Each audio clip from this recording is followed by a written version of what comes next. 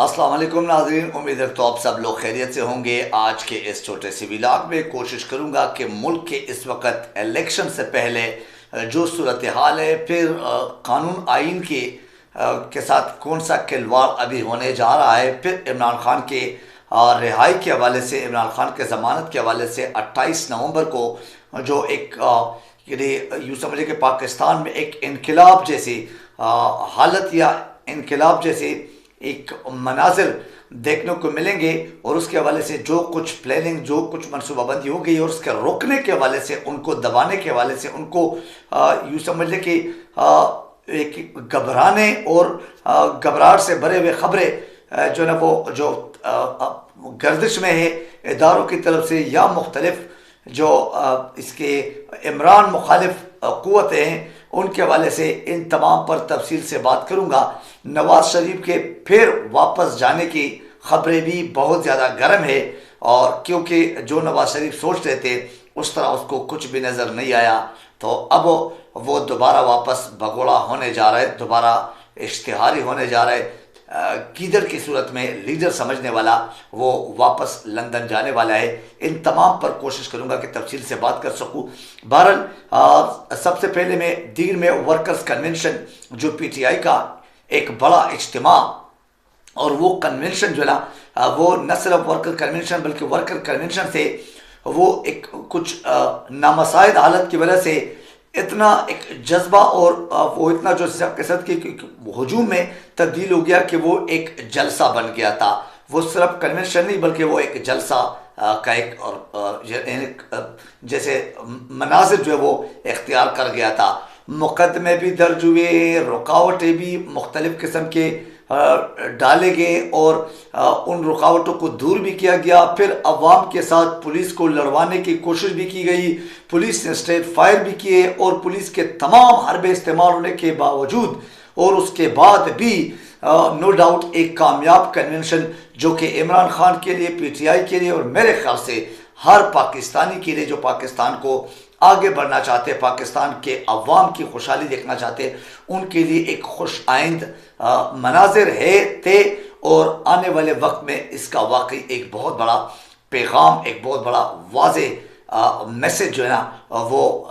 मिल रहा है और मिलना है इस तमाम मुखालिफ सियासी पार्टियों को, या आपके दो जो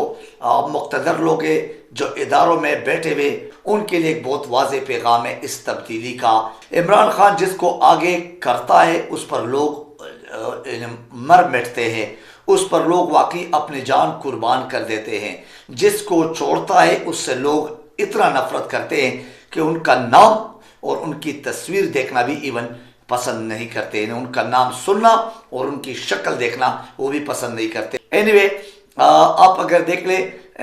परवेज़ खट्टक का शेर अफजल खान मरवत के साथ मुकाबला, या परवेज़ खट्टक का शोहरत आजकल जो आपके पीके में, उसको अगर आप कंपेयर करें शेर अफजल खान मरवत के साथ जो कि इमरान खान का एक अदना सा सिपाही अपने आप को समझते हैं, तो आपको केपीके के अवाम की मोहब्बत, खुलूस, जज्बा उस शेर अफजल खान मरवत के मर्दान के वर्कर कन्वेंशन, फिर उसके बाद अपर दीर के वर्कर कन्वेंशन, और आज जो करक में खासकर, तो वहाँ के लोगों की मोहब्बत और खुलूस और वहाँ के जो लोग ये एक समंदर के अंदाज में उमड़ आए थे, वो उससे आप अंदाज़ा लगा सकते हैं। सिर्फ और सिर्फ शेर अफजल खान मरवत के एक कॉल पर, सिर्फ और सिर्फ इमरान खान के जो कि आजकल जेल में है, इवन कि पाबंद सलासत में है, उसके बावजूद भी उस मोहब्बत में लोग बाहर निकले हैं। तमाम रुकावटों को, तमाम इतने जो जिसे आप कह सकते हैं कि थ्रेट्स काइंड ऑफ एनवायरनमेंट के, उसके बावजूद भी न गिरफ्तारी का खौफ, न लाठीचार्ज का खौफ, न किसी और बाकी मामलात का डर और खौफ, न इस जबर और जुल्म के सामने झुकने का खौफ। एनीवे, उन तमाम चीज़ों को पार करके अवाम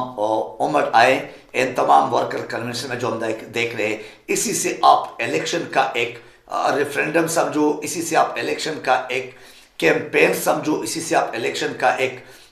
जिससे आप समझते हैं कि एक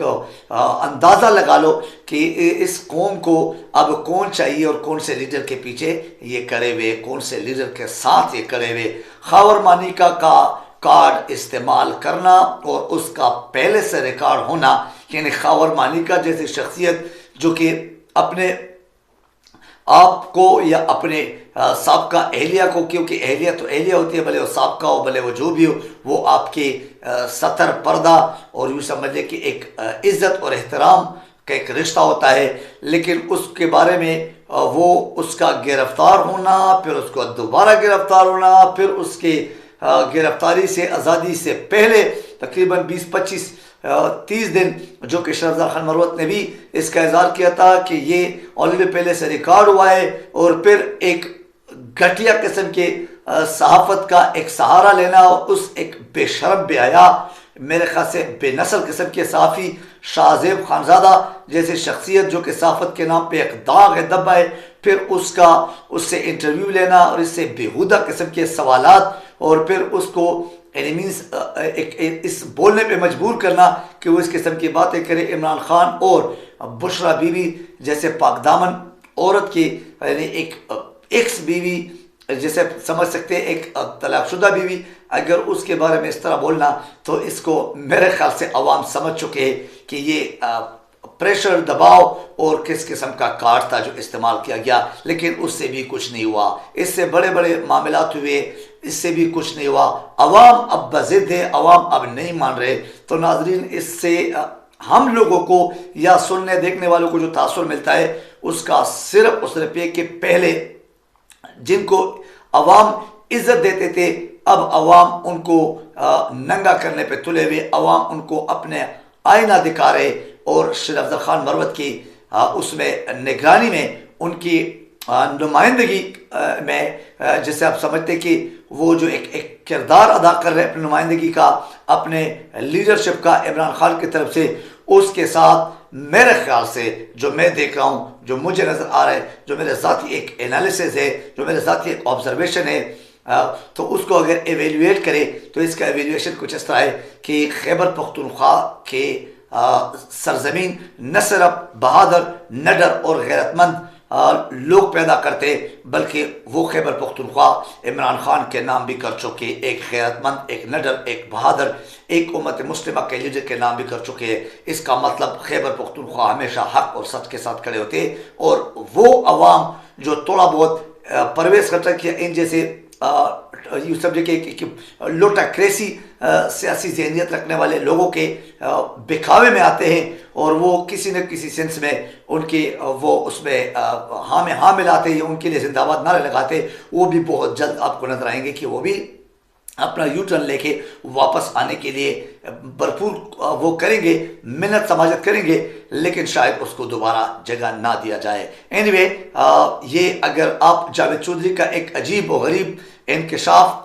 खान साहब के 28 नवंबर की जो एक पेशी है अदालत में ओपन ट्रायल के हवाले से, साइफर केस के हवाले से, तो उसके लिए जो लोग आएंगे और उस मौका पर जो एक इज्तिमा होगी, एक यूँ समझ लें कि पाकिस्तान के अवाम के, स्पेशली इमरान खान के चाहने वाले जो एक गयूर पाकिस्तानी अवाम होंगे, वो 9 मई के केसेस में उनको गिरफ्तार किया जाएगा, जावेद चौधरी का कहना है। यानी क्यों गिरफ्तार करेंगे? 9 मई का केस कब का जो ना यूँ समझ लें कि बढ़ गया है, और उसके बावजूद भी उनको इस तरह के